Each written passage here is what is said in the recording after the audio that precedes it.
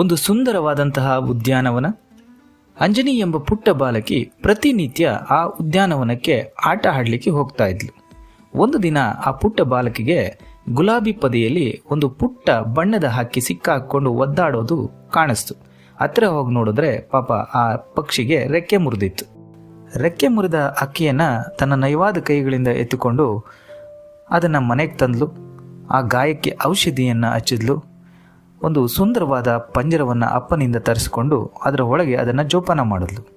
ಅದಕ್ಕೆ ತಿನ್ನೋದಕ್ಕೆ ಹಣ್ಣನ್ನು ಕೊಟ್ಲು, ನೀರನ್ನು ಕುಡಿಸಿದ್ಲು. ಸ್ವಲ್ಪ ದಿನಗಳ ನಂತರ ಆ ಹಕ್ಕಿ ಹಾರೋದಕ್ಕೆ ಶುರು ಮಾಡಿತು. ಪಂಜರದೊಳಗೆ ಹಾರತಾ ಚಿಲಿಪಿಲಿ ಗುಡ್ತಾ ಇದ್ದರೆ ಅಂಜನಿ ಅದನ್ನು ನೋಡಿ, ಈ ಪಕ್ಷಿಗೂ ನನಗೂ ಸ್ನೇಹ ಆಗಿದೆ, ನನ್ನನ್ನು ನೋಡಿ ಅದು ನಗುತ್ತಾ ಹಾಡ್ತಾ ಇದೆ ಅಂತೇಳಿ ಅವಳು ಕೂಡ ಖುಷಿಪಟ್ಲು.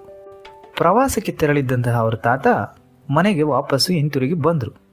ಮನೆಯಲ್ಲಿದ್ದಂತಹ ಪಂಜರದ ಒಳಗಿನ ಪಕ್ಷಿಯನ್ನು ನೋಡಿ ಬೇಸರಗೊಂಡು, ಇದನ್ನು ಯಾರು ಇಲ್ಲಿ ಬಂಧಿಸಿಟ್ಟೋರು ಅಂತ ಕೇಳಿದ್ರು. ಅದಕ್ಕೆ ಅಂಜನಿ ಗರ್ವದಿಂದ ಹೇಳಿದ್ಲು, ತಾತ, ನಾನೇ ಅದನ್ನು ಜೋಪಾನ ಮಾಡಿ ಇಟ್ಟಿದ್ದೀನಿ. ನಾನು ಒಂದಿನ ಆಟ ಆಡಬೇಕಾದ್ರೆ ನನಗೆ ಆ ಪಾರ್ಕಲ್ಲಿ ಆ ಪಕ್ಷಿ ಸಿಕ್ಕಿತೋ, ಅದನ್ನು ತಗೊಂಬಂದು ಗಾಯಕ್ಕೆ ಔಷಧಿಯನ್ನು ಹಚ್ಚಿ ಹಣ್ಣು ಹಂಪಲ ಕೊಟ್ಟು ನೀರು ಕೊಟ್ಟು ಇಟ್ಟಿದ್ದೀನಿ. ನೋಡು ಎಷ್ಟು ಖುಷಿಯಾಗಿ ನನ್ನನ್ನು ನೋಡಿ ಸ್ನೇಹದಿಂದ ಚಿಲಿಪಿಲಿ ಗುಟ್ಟಿ ಆಟ ಆಡ್ತಾ ಇದೆ ಅಂದ್ಲು. ಇಲ್ಲ ಮಗು, ನೀನು ತಪ್ಪು ತಿಳ್ಕೊಂಡಿದೀಯ. ಅದು ಆನಂದದಿಂದ ಹಾಡು ಹಾಡ್ತಾ ಇಲ್ಲ, ಅದು ದುಃಖದಿಂದ ಹಾಡು ಹಾಡ್ತಾ ಇದೆ. ನನ್ನನ್ನು ಈ ಪಂಜರದಿಂದ ಬೇಗ ಮುಕ್ತಗೊಳಿಸು, ಸ್ವತಂತ್ರ ಕೊಡು ಅಂತ ಹೇಳ್ತಾ ಇದೆ. ಮುಂದುವರೆದು ಆ ಅಂಜನಿಗೆ ಒಂದು ಪುಟ್ಟ ಕಥೆಯನ್ನು ಹೇಳ್ತಾರೆ. ನೋಡು, ನಿನ್ನನ್ನು ಅರಮನೆಯಲ್ಲಿ ಸಿಹಿ ತಿಂಡಿಗಳು, ಹಣ್ಣು ಹಂಪಲುಗಳು, ಚಾಕ್ಲೇಟ್ಗಳನ್ನು ಕೊಟ್ಟು ಎಷ್ಟೊತ್ತು ಆಟ ಆಡಲಿಕ್ಕೆ ಬಿಡದೆ ಒಂದು ಕೋಣೆಯಲ್ಲಿ ಬದರಿಸಿದ್ರೆ ನಿನಗೆ ದುಃಖ ಆಗಲ್ವೇ ಅಂತ ಕೇಳಿದ್ರು. ಇದನ್ನು ಅರ್ಥ ಮಾಡಿಕೊಂಡಂತಹ ಅಂಜನಿ ಮನಸ್ಸಿಲ್ಲದ ಮನಸ್ಸಿನಿಂದ ಆ ಪಂಜರದ ಬಾಗಿಲನ್ನು ತೆಗಿತಾಳೆ.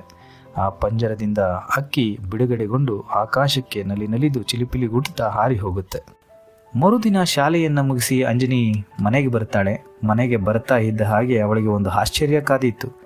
ಆ ಪಕ್ಷಿ ಮನೆಯ ಗೋಡೆಯ ಮೇಲೆ ಕೂತು ಅಂಜನಿಗಾಗಿ ಕಾಯ್ತಾ ಇತ್ತು. ಇದನ್ನು ನೋಡಿದ ಅಂಜನಿ ಅವಳ ಹರ್ಷಕ್ಕೆ ಪಾರವೇ ಇಲ್ಲದೆ ಓಡೋಡಿ ಬಂದ್ಲು. ಬೇಗ ಅವಳ ಬಟ್ಟೆಗಳನ್ನೆಲ್ಲ ಬದಲಿಸಿ ಬ್ಯಾಗನ್ನು ಪಕ್ಕಕ್ಕಿಟ್ಟು ಅದಕ್ಕೆ ಇಷ್ಟವಾಗುವ ಕಾಳನ್ನು ತಂದು ಅದಕ್ಕೆ ತಿನ್ನಿಸಿದ್ಲು. ಅವಳಿಗೆ ಮೊದಲು ಪಂಜರದಲ್ಲಿದ್ದಾಗ ಅಕ್ಕಿಯ ಆನಂದ ಹಾಗೂ ಅವಳ ಆನಂದಕ್ಕಿಂತ 1000 ಪಟ್ಟು ಆನಂದ ಈಗ ಹೆಚ್ಚಾಗಿ ಕಾಣ್ತಾ ಇತ್ತು. ನಿಜ ಅಲ್ಲವೇ ಸ್ನೇಹಿತರೆ? ಪರರಿಗೆ ದಾಸ್ಯವನ್ನು ಕೊಟ್ಟು ನಾವು ಸುಖವನ್ನು ಕಾಣಲು ಸಾಧ್ಯ ಇದೆಯೇ? ನಿಜವಾದ ಪ್ರೀತಿ ಅಂದರೆ ಬಂಧನದಲ್ಲಿ ಇಡಿಸೋದಲ್ಲ, ಅವರನ್ನು ವಿಮುಕ್ತಿಗೊಳಿಸಿ ಸ್ವತಂತ್ರಗೊಳಿಸೋದು.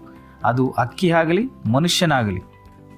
ಇನ್ನಷ್ಟು ಇಂತಹ ವಿಡಿಯೋಗಳಿಗಾಗಿ ಈಗಲೇ ನನ್ನ ಧ್ವನಿ ಚಾನಲ್ಗೆ ಸಬ್ಸ್ಕ್ರೈಬ್ ಆಗಿ, ವಿಡಿಯೋಗಳನ್ನು ಶೇರ್ ಮಾಡಿ, ಲೈಕ್ ಮಾಡಿ, ಕಾಮೆಂಟ್ ಬಾಕ್ಸ್ನಲ್ಲಿ ನಿಮ್ಮ ಅನಿಸಿಕೆಯನ್ನು ತಿಳಿಸಿ. ನಾನು ನಿಮ್ಮ ಪ್ರೀತಿಯ ಹುಡುಗ ಪುನೀತ್. ಧನ್ಯವಾದಗಳು.